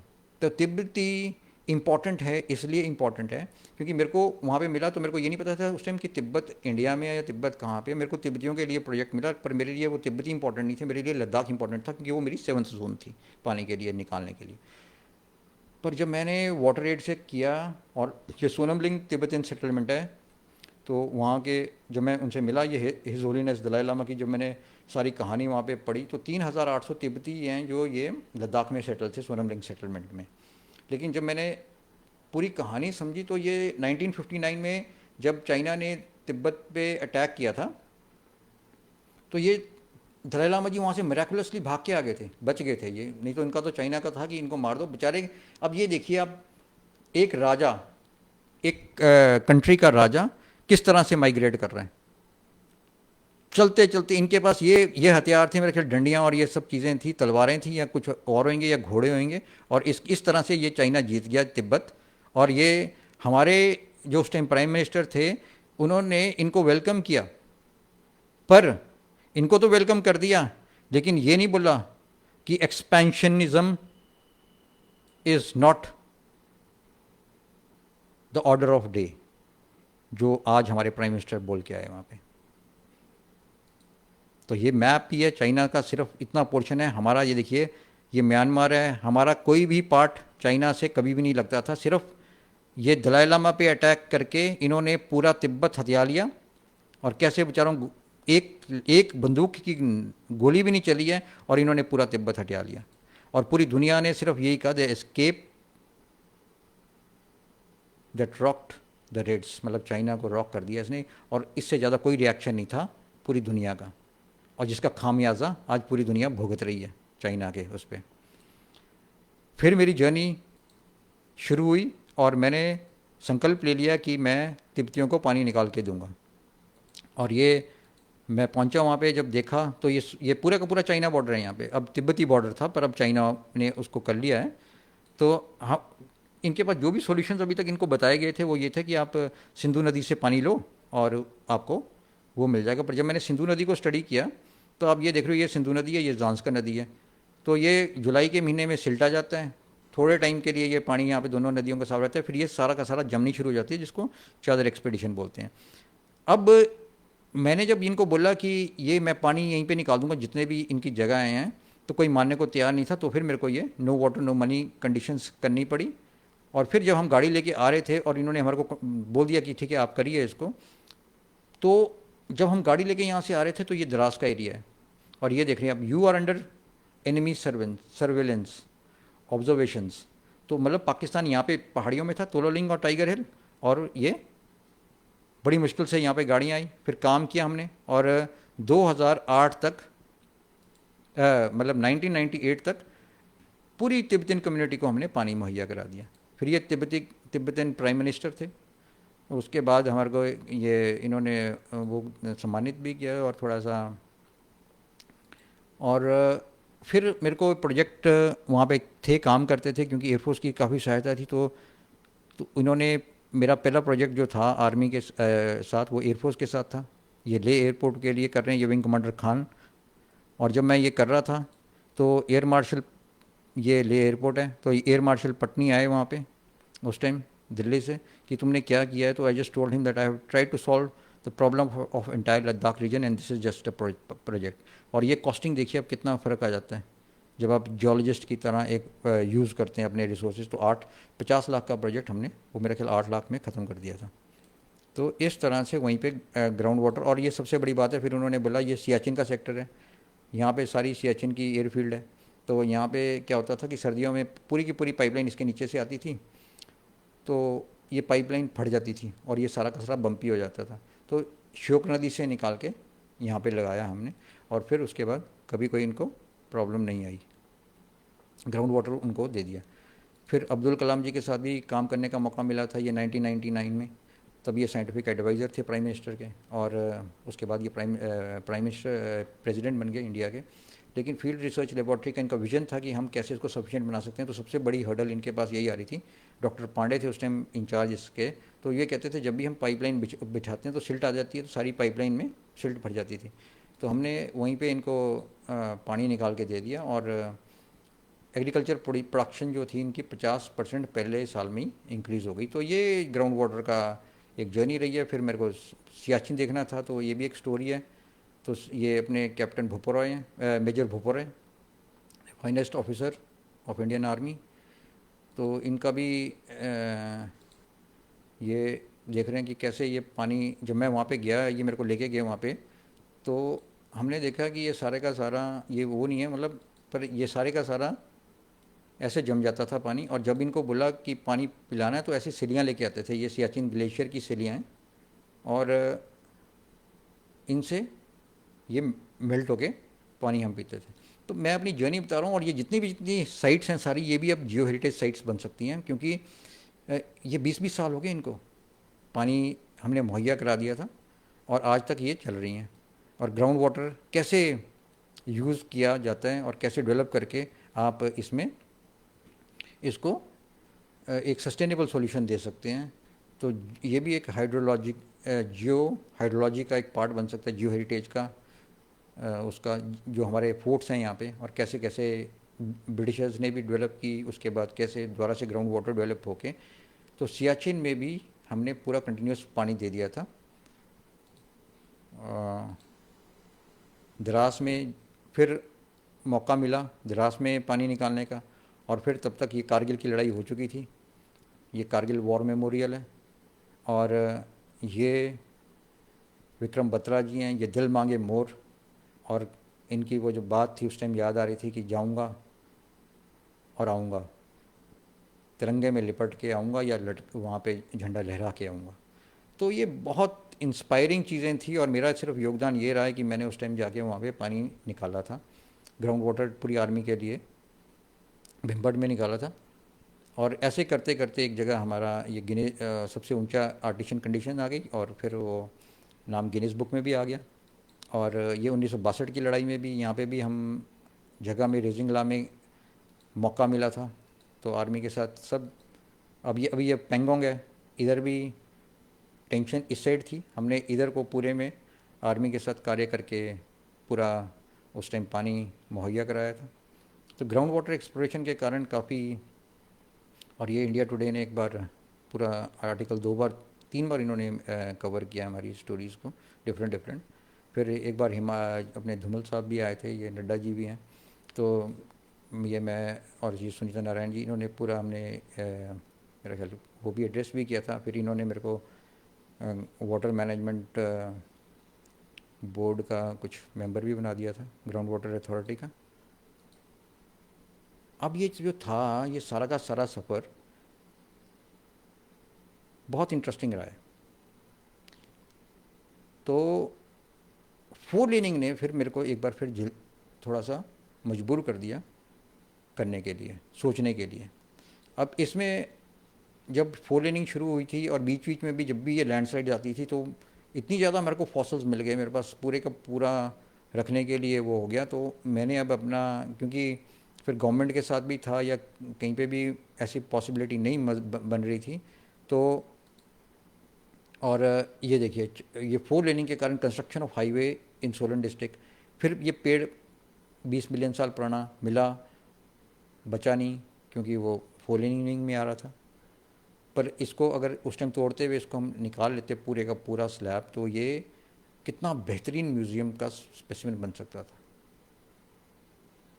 तो जो मेरे से बन पाया मैंने वो सब बचाया भी है। अब वो उसके लिए अपने लेवल पे मैंने वहाँ पे एक अब ये भी फिर दूसरा जब ये सोलन से आगे वाला स्ट्रेच शुरू हो गया, तो वहाँ पे मैं एक बार जा रहा था, तो ये पूरे का पूरा स्ट्रोमेटोलाइट, ये सबसे ओल्डेस्ट लिविंग ऑर्गेनिज्म है। अगर आप हिमाचल में देखें तो कितने एज, मतलब 1.5 बिलियन ईयर से लेके आपको पुराना पत्थर मिलता है जो रामपुर के आगे मिलता है, और ये जो है हमारे को सोलन में ही मिल जाता है। कितनी डाइवर्स, मैं 20 मिलियन साल की बात कर रहा था, और ये है कम से कम 500-700, और हो सकता है 1 बिलियन ईयर्स की इसकी अगर डेटिंग हो जाएगी, तो अब ये मिला ही है स्ट्रोमेटोलाइट, ब्लू ग्रीन एल्गे। तो ये ओरिजिन ऑफ लाइफ, इतने इतने हमारे पास धरोहर हैं कि ये पूरा का पूरा हम अब जियो हेरिटेज। फिर मेरा वही विषय आ रहा है कि हमारे पास इतनी जियो हेरिटेज साइट्स हैं, और ये सारी की सारी अगर हम इकट्ठा कर दें तो कैसे हम जियो टूरिज़्म को प्रमोट कर सकते हैं। एक एक साइट, एक एक पत्थर, एक एक, जब आप ड्राइव कर रहे हो तो आपके पास, कभी आप समुंदर में जा रहे हो, कभी आप किसी अर्थक्वेक जोन में जा रहे हो, कभी आप जियोथर्मल जोन में जा रहे हो, कभी आप वॉल्केनो से टच कर रहे हो, कभी आप फ्लडिंग के जोन में जा रहे हो, कभी आप आइस एज में जा रहे हो, कुनिहार सारी आइस एज में, आइस एज वैली से भरा हुआ पड़ा है। तो वहाँ के सारे अगर हम इन्वेस्टिगेशन शुरू करें तो सारी क्लाइमेट चेंज की सारी स्टडी हम वहीं से कर सकते हैं, कहीं पे जाने की ज़रूरत नहीं है, क्योंकि वो सारे ग्लेशियर्स थे, सारे ग्लेशियल वैलीज़ हैं। तो अब आप लाइमस्टोन की हमारे यहाँ पे कितनी अच्छी माइनिंग्स है, माइनिंग कितनी अच्छी है यहाँ पे, उनकी उनमें भी कितने, और limestone is full of fossils. तो जितने वहाँ पे मिलते हैं, कुछ ऐसा लॉ बन जाए कि भैया जो भी हम बंद नहीं कराना चाहते कोई भी चीज़, इसमें वो मैं बिल्कुल उस हक में नहीं हूँ कि कोई चीज़ डेवलपमेंटल एक्टिविटी हो रही है बंद कर लें, लेकिन अगर मिल रहा है तो उसको प्रिजर्व कर लें, और प्रिजर्व करके उसको हम आगे अपनी नेक्स्ट जनरेशन के लिए, हमारी तो जनरेशन बीत गई, पूरे 70 सालों में कोई भी म्यूजियम हम हिमाचल में ढंग का जियोलॉजी का नहीं बना सके, इतनी ज़्यादा फॉसिलाइज्ड वेल्थ हमने लुटा दी अपनी सारी। ये बड़ा दुख की बात लगती है, लेकिन अब मैंने बनाया है अपने बलबूते पे, थोड़ा सा बनाने की कोशिश की है इसको, और अब प्रिजर्व कर रहे हैं। तो ये अब ये जियो हेरिटेज और कल्चरल हेरिटेज ऑलमोस्ट सेम है, मतलब जियो हेरिटेज मतलब is derived from geological heritage. अगर जियोलॉजिकल हेरिटेज अब दो तरह से हो सकती है, नेचुरल हो सकती है और मैन मेड हो सकती है। अब मैन मेड कैसे हो सकती है? डैम्स बन गए, जियोथर्मल रिसोर्सेज को हमने डेवलप कर दिया, वो बन गया, रोड्स अच्छे बन गए। अब जो यूनेस्को ने जो हेरिटेज ट्रेन का वो बनाया है ट्रैक, तो 100 साल पहले बना हुआ है, लेकिन आज की डेट में वो हेरिटेज है। कैसे बनाया? कैसे वो कैप्टन बड़ोग ने, एक टनल की अलाइनमेंट ख़राब हो गई थी, इतनी इतनी वो कमिटमेंट होती थी आपस में कि एक टनल की अलाइनमेंट ख़राब हो गई तो उन्होंने सारी की सारी वहीं पे सुसाइड कर लिया, कैप्टन बड़ोग। भालकू जी ने कैसे वो म्यूज़ियम बनाया। तो ये सारा का सारा जो एक सिनेरियो है, बहुत इंटरेस्टिंग है। अब आप दोबारा से जब अब मैं कसौली जाता हूँ तो मेरे को फिर वही आती हैं यादें, जब हम चंडीगढ़ से चलना शुरू होते हैं तो पहले ये सारी की सारी ऐसे लगता था ये कालका है, परवाणु है, कसौली है। लेकिन अब ये जो है, ये सारी सबातू फॉर्मेशन है, यहाँ पे मेरीन एनवायरनमेंट थी, कोस्टल एनवायरनमेंट आ गई, उसके बाद बीच एनवायरनमेंट आ गई, और यहाँ पे मेन बाउंड्री ये फिर उसके बाद लैंड एनवायरनमेंट आ गई, रिवर्स आ गए जहाँ पे हमारे को बहुत सारे फॉसल्स मिलते हैं, कसौली की हिल्स हैं, यहाँ पे सारा का सारा सीक्वेंस हमारे पास सामने आ जाता है। और ये मेन बाउंड्री फॉल्ट है। अगर अर्थक्वेक कभी भी इस रीजन में आना होगा, यहाँ पे आएगा या ये सूरजपुर थ्रस्ट में आएगा, सूरजपुर थ्रस्ट और ये मेन बाउंड्री फॉल्ट के बीच में आएगा, और ये मेन सेंट्रल थ्रस्ट आ जाएगा, ये थोड़ा सा उधर जो उसकी दूसरी बाउंड्री आ जाती है। तो आप सब कुछ यहाँ पे नोट कर सकते हैं। अब जब हम फिर वापस कसौली में जाते हैं तो ये कसौली सैंडस्टोन आता है, और इसकी फुटहिल्स में, मंकी पॉइंट की फुटहिल्स में, ये देखिए यहाँ पे सारी की सारी फिर कहानी आती है ये सरस्वती सिविलाइजेशन की। और ये कैसे जुड़ी है कि जो घग्गर निकलती है वो अप्रॉक्सीमेटली यहीं परवाणु से, पिंजौर से होते हुए, कालका से होते हुए सारी निकलती है और ये ज्वाइन करती है इसको। तो हमारा कहीं ना कहीं उससे भी लिंक बन बैठ जाता है ये सारा, सरस्वती सिविलाइजेशन से भी। ये फोर्ट्स हमारे को बताते हैं कि कितनी सस्टेनेबिलिटी। अब ये फोर्ट्स नज़र नहीं आते कि ये है, ये फोर्ट्स नज़र आते हैं कि कैसे ये खंडर नहीं थे, ये कैसे इन्होंने इतना बड़ा सीमेंट का स्ट्रक्चर बना, ये सीमेंट तो यूज़ करते नहीं थे उस टाइम, लेकिन क्या यूज़ करते थे जो ये इतने खड़े हैं। आज अगर आप बात करेंगे सीमेंट की तो बोलेंगे वो 50 साल 70 साल तक इसकी एज होती है, उसके बाद आपको बिल्डिंग को डिमोलिश करना होता है। ये हज़ारों साल तक ऐसे ही खड़े हुए हैं अभी भी। अगर अभी भी इनकी कुछ मेंटेनेंस हो जाए तो हम काफ़ी इसमें जियो टूरिज़्म प्रमोट कर सकते हैं। और ये जो नॉलेज है हमारी, ये वास्ट नॉलेज है, ये भी हमारी इंटेलेक्चुअल नॉलेज है, ये भी इंटेलेक्चुअल हेरिटेज है, ये भी हमारे को देखना है। कसौली की सड़कें अब सड़कें नहीं हैं, ये सैंडस्टोन नहीं रह गया, अब ये है सस्टेनेबिलिटी की। 100 साल हो गए इन सड़कों को बने हुए, आज भी ये सड़क वैसी की वैसी है। तो आप देख रहे हैं कि कैसे हम जियोलॉजिकल नॉलेज को अब सस्टेनेबिलिटी के तौर पे यूज़ कर सकते हैं, और ये हेरिटेज मार्केट बन गई है और हेरिटेज रोड्स बन चुके हैं। अब ये सेंट्रल रिसर्च इंस्टीट्यूट था, लेकिन अब अगर ये पूरा का पूरा अपना कार्य कर रहा होता तो आज ये इंस्टीट्यूट ऑफ, ये पहले था institute of virology and immunology. तो वायरोलॉजी से आप समझ सकते हो आज ये अगर ढंग से रिसर्च कर रहे होते ये इंस्टीट्यूट, तो ये कोरोना का यहीं से हम समाधान ढूंढ रहे होते। लेकिन ये यहाँ पे ऐसा कुछ भी नहीं हो रहा रिसर्च के नाम पे। तो ये इंस्टीट्यूट्स की, हमारे सारे इंस्टीट्यूट्स की हाल है। तो हमारे को ये देखने की बात है कि हमारे को research institutes, higher research institutes की बनाने की ज़रूरत है, R&D करने की ज़रूरत है, स्ट्रॉन्ग R&D करने की ज़रूरत है, सिर्फ ये बिल्डिंग्स बनाने की ज़रूरत नहीं है। अब बेसिकली 19th सेंचुरी ये जो जितने भी हैं, अब ये आर्किटेक्ट नज़र आता है और ये सस्टेनेबिलिटी नज़र आती है। तो ये सारे का सारा बेसिकली हमारे को ये देखिए कितनी आँख हैं। सैंडस्टोन विदाउट आयरन और विदाउट सीमेंट हमारे पास ये ब्रिजेस बने हुए हैं। और ये भालकू जी की बदौलत ये रेलवे ट्रैक हमारा बना हुआ है। तो ये एक बहुत हेरिटेज चीज़ें हैं, हमारे को ढूंढने की आवश्यकता है। और ये जो फोर लेनिंग हो रही है, अगर हम इसको कंपेयर करें अपनी जो रेलवे ट्रैक बना था हमारा, तो एकदम ये सारा का सारा हम एकदम कंपेयर कर सकते हैं कि ये सिर्फ एक डिज़ास्टर हुआ है। अगर ये 10-10 फुट रिटेनिंग वॉल ना लगाते और जियोलॉजिकल इन्वेस्टिगेशन करते तो हम वैसे का वैसा इसको हेरिटेज बना सकते थे जैसे वो अंग्रेज़ों ने 100 साल पहले बनाया था। पर हम ये आइडिया बड़ा अच्छा था, लेकिन हम वो जियोलॉजिकल नॉलेज ना यूज़ करते हुए हम वो कहीं इसको हेरिटेज रोड बनाने में मिस कर गए हैं। लेकिन और आने वाले टाइम में ये सारा हमारे लिए डिज़ास्टर बन सकता है। अब ये देखिए कैसे ये सारा का सारा स्लाइड कर रहे हैं, लेकिन हो जाएगा स्टेबल, लेकिन कर रहे हैं। लेकिन इतनी ये देखिए, अब सैंडस्टोन, एक छोटा सा उदाहरण देता हूँ। ये सैंडस्टोन है सारा, इसमें इतने फॉसल्स हैं। यहाँ पे ये सारे पेड़ों के फॉसल्स थे, ये मेरे ख्याल धर्मपुर से थोड़ा सा पहले है। अब ये सैंडस्टोन को काट रहे हैं और फिर सैंडस्टोन की दीवार लगा रहे हैं। ये कौन सी समझदारी है? ये मेरी समझ से बिल्कुल बाहर है बात। ये 10 फुट की कटाई बच सकती थी यहाँ पे, अगर थोड़ा सा जियोलॉजिकल ये देखिए, ये पूरे का पूरा बच सकता था ये। तो अब वापस जियो हेरिटेज पे बात पे मैं आता हूँ कि पहले बहुत अच्छी न्यूज़ भी आ रही थी बीच बीच में कि Kasauli to get another geo attraction in the form of geo fossil park. उसके बाद Himachal geo park gets nod. फिर कैंटोनमेंट बोर्ड ने भी दे दिया कि हाँ सब कुछ सही चल रहा था। फिर एनजीटी कहीं पे आ गए और ये सारा का सारा पता नहीं किसकी रेस्क्यू करने आए हैं, ये हॉल्स कंस्ट्रक्शन। और अब ये हो गया कि अब तो ये फिर लास्ट में अब ये न्यूज़ पता लगी थी, geo heritage museum project for Kasauli scrapped by. क्यों, कैसे, इसका कोई लॉजिक नहीं है। मतलब without any geological investigation you are just playing with the cards. I don't know why. फिर अब मैंने, जब ये सब कुछ हो रहा था, तो मैंने यहाँ पे थोड़ी सी जगह थी धर्मपुर के पास, धर्मपुर से 4 किलोमीटर दूर, इसका नाम है ढंगियारी। और मैंने यहाँ पे म्यूज़ियम बनाना शुरू किया। ये बिल्डिंग अब ये बन चुकी है, ऑलमोस्ट कंप्लीट है। और यहाँ पे हम इसको अर्थ साइंस सेंटर का नाम दिया है इसको। एक छोटी सी शुरुआत की है। मैं चाहता हूँ कि गवर्नमेंट इसको बड़े विख्यात रूप में ले जाए। और अब ये ऐसा बन चुका है। ये हमने भी सैंडस्टोन की आर्क्स बनाई हैं यहाँ पे।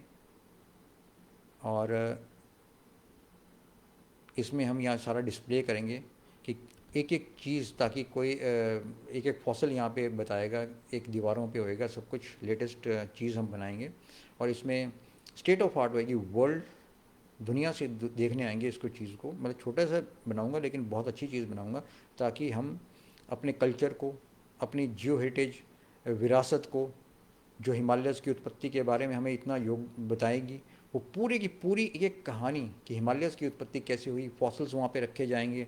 और एक एक बच्चे से इंटरैक्टिव सा वो एक कहानी के रूप में, जब वो निकलेगा वहाँ से, बच्चा कोई भी आएगा, चौथी पाँचवीं का बच्चा भी आएगा, वो सारे के सारे रॉक्स पहचानेगा। कौन सा रॉक इग्नियस है, कौन सा वो, सारे के सारे रॉक्स हम इसमें दिखाएंगे और वो बच्चे की पूरी जानकारी में रहेंगे। और फिर जब यहाँ से वो जाएगा तो वो किसी को भी बता सकता है कि हिमालयस की उत्पत्ति कैसे हुई थी।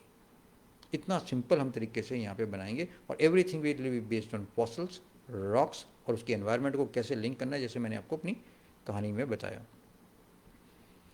फिर इसमें हम एक वाटर रिसर्च इंस्टीट्यूट भी बनाएंगे। छोटा सा सेल होएगा, लेकिन उसमें पूरी हिस्ट्री ऑफ वाटर डेवलपमेंट, कैसे अपना हमारे जब अंग्रेज़ नहीं आए थे तो हमारा जो ग्राउंड वाटर सिस्टम था कितना इफ़ेक्टिव था, उसकी रिसर्च कितनी इफ़ेक्टिव थी, कैसे वो सारा का सारा ये R&D करते थे, वो सारे का सारा भी इसमें एक चीज़ होएगी। जो हमारी ट्रेडिशनल विजडम, जिसके कारण मैं 100% गारंटी के साथ, हमने सियाचिन में भी, कारगिल में भी, और दुर्गम से दुर्गम, ऊंची से ऊंची पहाड़ी में भी हम कॉन्फिडेंस के साथ पानी निकालने का दम रखते हैं। तो वो भी होगा। फिर एक क्लाइमेट चेंज का सेंटर भी थोड़ा सा बनाऊंगा, जिसमें हम ये बताएंगे कि आदमी का क्लाइमेट के साथ कोई लेना देना नहीं है। Man has nothing to do with climate change. Man has to do something with pollution. We need renewable energy, जो हम जियोथर्मल की भी बात कर रहे हैं, उसकी भी हम एक यहाँ पे एक थोड़ी सेल बनाएंगे जिसमें वो जानकारी पूरी दी जाएगी कि जियोथर्मल एनर्जी को हम कैसे इंडिया में, पूरे इंडिया में हम यहाँ से कैसे यूज़ कर सकते हैं। और क्लाइमेट का मॉडल बनाऊंगा मैं कि क्लाइमेट चेंज की साइकिल्स हमने पहले ही पब्लिश, मेरे पेपर्स हैं कि वो मैन मेड नहीं है, मैन का कोई लेना देना नहीं है क्लाइमेट से। ग्लोबल वार्मिंग और ग्लोबल कूलिंग एक नेचुरल प्रक्रिया है, वो सारे का सारा एविडेंसेस हमारे यहाँ पे हिमाचल में है, शिमला में भी हैं, कुनिहार में भी हैं, और पूरे लाहौल स्पीति में हैं।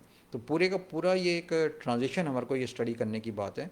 और ये एक बार हमने ये स्टडी कर लिया तो वाटर रिसर्च, क्लाइमेट, जियोलॉजी, और जितने भी हमारे यहाँ पे प्रेशियस मिनरल्स मिलते हैं, लाइमस्टोन की, सैंडस्टोन की माइनिंग तो पहले से हो रही है, लेकिन नमक की भी माइनिंग जैसे हमारे पास यहाँ पे है, और प्रेशियस स्टोन्स की माइनिंग जैसे पहले होती थी, उनको भी पुनर्जागृत हम कोशिश करेंगे किसी ना किसी रूप में करें, ताकि वो जो हमारे ट्रेडिशनल विजडम था उसको जागृत करके हम जियो हेरिटेज को प्रमोट कर सकें। ये विषय रहेगा इसका। और अगर गवर्नमेंट से हम अपील करना चाहेंगे कि एक जियो हेरिटेज लॉ बन जाए जिसमें डेवलपमेंट एक्टिविटी को हैम्पर नहीं करना, लेकिन अगर कोई फॉसिल मिल जाता है तो उसकी वो ड्यूटी बनती है कि वो जाके उधर वो म्यूज़ियम में जमा करा दे, ताकि वो हम दुनिया को दिखा सकें। अगर लाहौल स्पीति में कोई बंदे फॉसिल्स बेच भी रहे हैं तो या तो लॉ बन जाए कि वो लीगली बेच सकें, या नहीं बनता तो उनको क्या है कि वो म्यूज़ियम में बेचें, म्यूज़ियम में जमा कराएं, म्यूज़ियम उनको पैसे दे और फिर वो वहाँ से। तो इस तरह से मतलब कुछ ना कुछ we have to think very seriously about this, otherwise we have those valuable resources. और जितने भी लोग यहाँ पे R&D करने आते हैं, कुछ भी छाप देते हैं, वो भी गवर्नमेंट से परमिशन ले कुछ छापने से पहले। तो कुछ ऐसा मैकेनिज्म हमारे को जियोलॉजी का यहाँ पे बनाना पड़ेगा कि कुछ भी आके कुछ भी हिमालयस के बारे में या हिमाचल के बारे में उटपटांग बात ना छाप दें। तो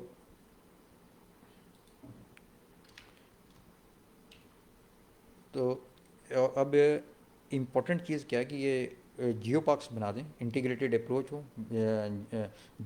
अपना जियो और बायोडाइवर्सिटी को मिला के। बायोडाइवर्सिटी के साथ बहुत पार्क्स हैं, लेकिन जियोलॉजिकल रिसोर्सेज को अगर जैसे मैंने कहानी के रूप में बताया तो आप कभी भी अकेले नहीं होते, मैं कभी भी अकेला नहीं होता हूँ, कहीं पे भी चला जाऊँ तो मेरे साथ पत्थर होते हैं हमेशा। और जब आप पत्थरों को समझना शुरू कर देते हैं तो ये एक बहुत ही, आप एक जैसे भगवान के पहले रूप में आ जाते हैं, भूमि, भूमि के साथ आप जुड़ जाते हो, गगन, वायु, अग्नि, नीर, भगवान।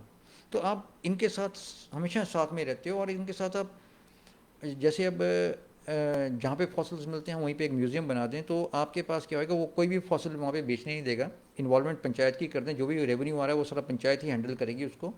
आपने एक बार सिर्फ उसको पंचायत को ये हैंड ओवर करना है, प्रमोशंस के लिए जो भी काम करना है, तो उस लेवल की हमारे को ये जानकारी उनको देनी है, ताकि वो वहाँ से रेवेन्यू जनरेट करना शुरू कर दें। और एक एक नुक्कड़ में जाके हम जियो साइट्स बनाएं, जो हेरिटेज साइट्स बन सकती हैं, क्योंकि फॉसिल हर जगह मिल जाता है।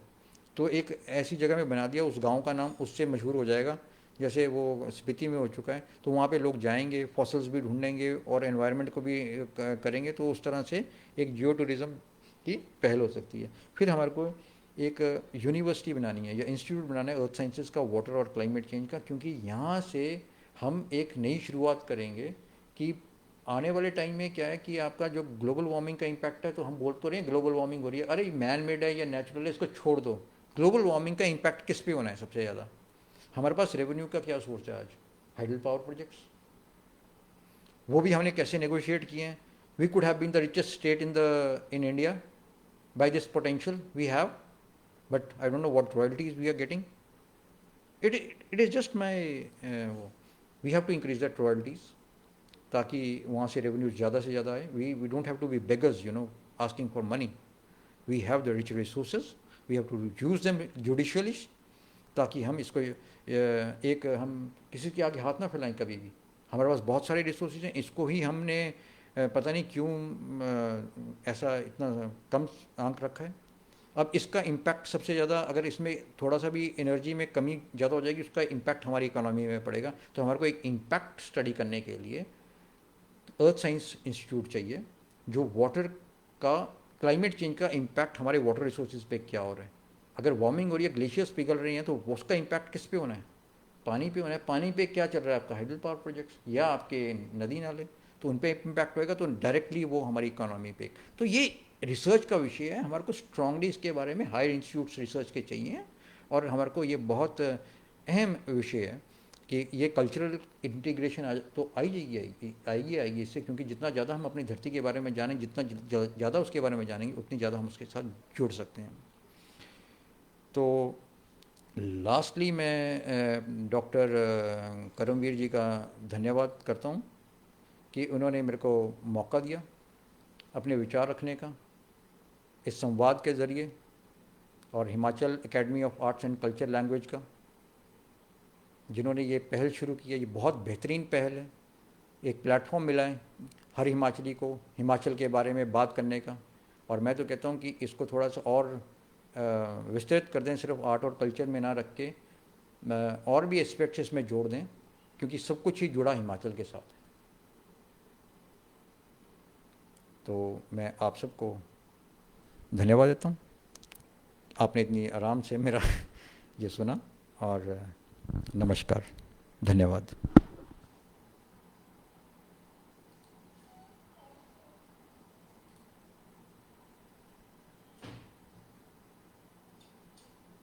अच्छा, हाँ, कोई क्वेश्चन है तो मेरे को बताइए, फिर मैं उसको आंसर कर देता हूँ। अगर किसी ने कोई क्वेश्चंस यहाँ पे दिए हैं तो मैं वो, अगर किसी ने कोई मैसेज वगैरह फेसबुक में दिए हैं, या कोई जानना चाहता है, या कोई बाद में मेरे से संपर्क कर सकता है, अगर कोई हो तो मैं फिर वैसे कर दूँगा।